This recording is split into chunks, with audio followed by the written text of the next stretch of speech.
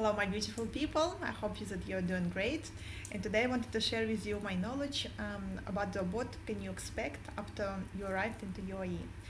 You've been successful in the interview, you got your golden call, you got your ticket, and now you're in UAE. So the first thing, it's a training which is last for six weeks approximately. And the structure of this training divided into three parts, three major parts. The first one is safety, second one is first aid, and the third one is the service.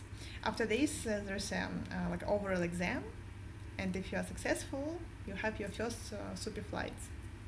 So if to talk about these details about the safety also divided into some structural groups. The first one is general safety. Then we're going through the different types of the aircraft, the procedures, the general procedures as well. And after each chapter, there is an exam. Exam, it's almost on the daily basis, and the minimum scale that you can get is 80%. There are so many people is asking me, is it difficult to pass, or is there any people who failing?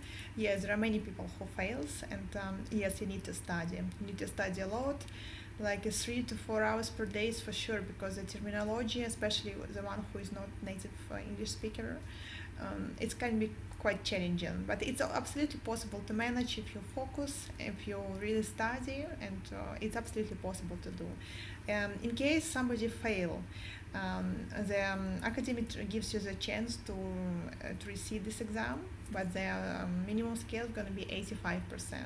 Again, it's very possible to pass. It just should be no rush, no worries, no stress. It just should be the focus only. And in case, for example, the second time that the attempt was unsuccessful, then normally the facilitator is just going to put you on the previous batch and to repeat this course again. And nothing to worry about, even if you're repeating the course. It's just it's going to reflect in your file, yes, but as long as you pass the exams, that's fine, and it gives you just additional chance to maybe learn or repeat some knowledge that you've been missing for. So the safety also includes the dangerous goods and security. This is also different exams, but it's in one section of safety. After the safety, there is a first aid. First aid, also the procedures, the kind of traumas and how to deal with it, how to deal with if somebody faint, for example, on board, how to deal if somebody have a shock or even a heart attack. So it's very important training, because the majority of emergencies what's happening on board, it's regarding to first aid, especially if somebody is fainted or somebody is vomiting many times, or nosebleed, for example. It's just a basic knowledge which you have to know, and how to deal with it on board for sure, because there is also limited resources on board what we can use. There is a service called MedLink.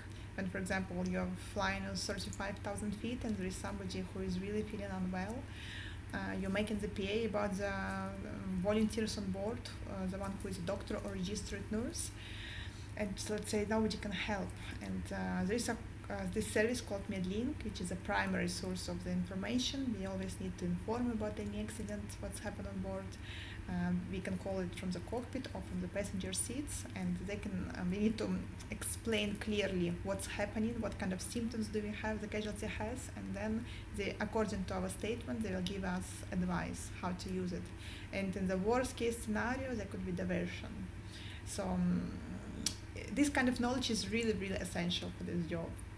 And the third part of the training, it's a service. It's the easiest one. It's just the trainer is going to familiarize yourself with procedures, with the service, with the card setup, with the really good benefits in this, especially in the last sessions. The food what we are serving to each other in the training academy, it's real one. So you don't need to have a lunch, because you'll have your lunch on the job. So it's very, very pleasurable as well. After these three sections, there is a final exam, let's say practical exam, when there is a full limitation of flight. This session is called This Is It. This is it?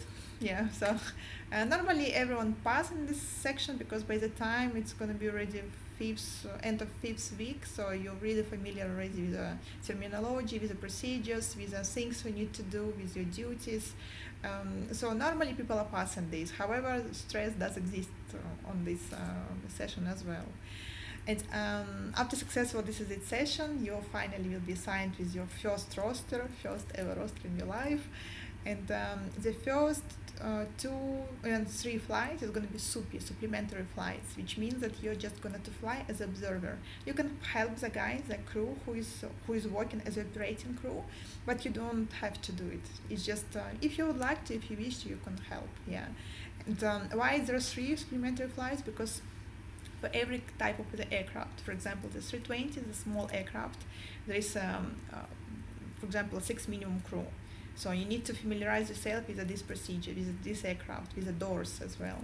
For the Boeing, there are 10. So it really depends what type of aircraft you're flying with, and you need to really be aware of all differences with the doors, with the procedures, with the minimum crew.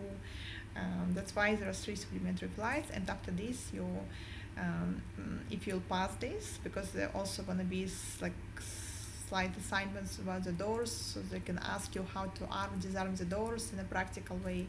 So if you'll pass this, you'll sign the form, and then you're ready to fly on your own as an operating crew member. And I hope that this information was useful for you.